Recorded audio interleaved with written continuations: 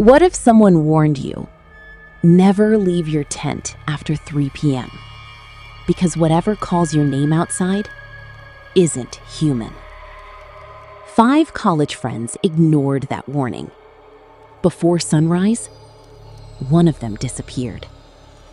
And what happened next has never been explained. Deep in the mountains of Colorado lay a place known as Blackwood Forest. It was so isolated that once night fell, even cell phone signals seemed to vanish. 5 college friends, Jake, Emma, Noah, Sophie, and Luke, planned to spend the weekend camping there. On Google Maps, they noticed a strange warning beneath the location. Never camp here after sunset. They laughed, assuming it was just another creepy internet myth meant to scare tourists. As darkness covered the forest, they built a campfire, grilled food, played guitar, and shared stories. Everything felt perfect. Then, out of nowhere, an old man stepped out from between the trees. His skin was unnaturally pale. His eyes looked hollow. In a quiet voice, he said, "After 3 in the morning, if anyone calls your name, don't leave your tent." The fire had almost burned out. The forest grew unnaturally silent. Not a single cricket chirped. Not a single leaf moved. Jake glanced at his watch. 2:58 a.m. Emma frowned. "Do you guys hear that?" No one answered. Then, tap, tap, tap. Slow footsteps. The voices changed. Emma's voice, Luke's voice, Sophie's voice, even Jake's own voice, all speaking at once. "Come outside. We're waiting for you. We're your friends." The footsteps never stopped. Tap, tap, tap. They kept circling the tent slowly, patiently. Jake's hands were shaking. He carefully unzipped the tent just an inch and peeked outside. Nothing. Only darkness. Only trees. Then, a face suddenly appeared in the opening. Jake screamed and fell backward. Everyone rushed toward him. The face outside was Jake's own face. The same eyes, the same hair, the same jacket. But something was horribly wrong. Its smile stretched far wider than any human mouth ever could. It slowly whispered, "I'm Jake." Before anyone could react, 4 more faces appeared beside it. Emma, Noah, Sophie, Luke. Perfect copies of everyone inside the tent. Except their eyes were completely black, and their smalls never blinked.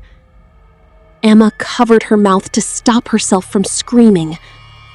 Then, thud! Something heavy landed on top of the tent. The fabric sagged under its weight. A second later, scratch! Long claws slowly dragged across the roof. Everyone inside held their breath. Sophie's hands shook so badly she dropped the flashlight. Then, the old man's voice echoed through the forest. "Don't look at them. Don't answer them. They..." Zip. The tent zipper kept sliding open, slowly, silently. But there was no hand, no shadow, nothing. It looked as if an invisible force was opening the entrance. Luke couldn't take it anymore. He grabbed a flashlight and shouted, "I'm not staying here!" Before anyone could stop him, he threw the tent flap open and sprinted into the darkness. "Luke, come back!" Jake yelled. But Luke had already disappeared between the trees. Then, silence. For a few seconds, the forest became completely still. And suddenly, a blood-curdling scream echoed through the woods. "Help! It's not me!" The scream ended abruptly. Dead silence returned. 5 long minutes passed. No one moved. No one spoke. Then, a figure slowly emerged from the trees. It was Luke. Or at least, it looked exactly like Luke. His clothes. There wasn't a single scratch on his body. He smiled calmly and walked toward the tent. "Open the tent. I'm back." Jake's stomach dropped because something was terribly wrong. Under the bright moonlight, everyone cast a shadow, except Luke. "Open Emma the tent," with trembling lips. The fake Luke's voice no longer sounded human. It echoed like hundreds of voices speaking at the same time. Jake slowly pulled the zipper shut. His hands trembled as he whispered, "Whatever that thing is, it isn't Luke." Then, "They don't kill people. They replace them." Jake pointed the flashlight down the stairs. The beam revealed something that made everyone's blood run cold. The underground chamber was covered with hundreds of human skeletons, and standing among them, covered in blood, was the real Luke. He looked up with tears streaming down his face. "Run!" he screamed. "They're going to make copies of all of you, just like they did to me!" Before anyone could move, a pair of glowing red eyes slowly opened in the darkness behind him. A deep, unnatural voice echoed through the chamber. "It's been a very long time since 5 arrived together." The entire tunnel began to shake, and something enormous started moving toward them. The glowing red eyes moved closer, step by step. Jake tightened his grip on the flashlight, but his hands wouldn't stop shaking. Then the creature finally stepped into the light. It wasn't human. It stood nearly 12 feet tall, its body unnaturally thin, with arms so long they almost touched the ground. Its fingers ended in razor-sharp claws. But the most terrifying part? It had no face. Only a smooth, pale surface where a face should have been. Then it slowly turned toward Jake. The blank skin began to move. Their black eyes reflected the flashlight, and every one of them wore the same horrifying smile. Jake didn't hesitate. "Run!" The 5 friends sprinted up the stone staircase as the tunnel echoed with hundreds of footsteps chasing them. The creatures were coming, fast. They burst out of the hatch, slammed it shut, and raced toward their SUV. Jake threw the keys into the ignition. The engine roared to life. They sped down the narrow forest road without looking back. After several minutes, the trees finally began to thin. Emma let out a shaky breath. "We made it."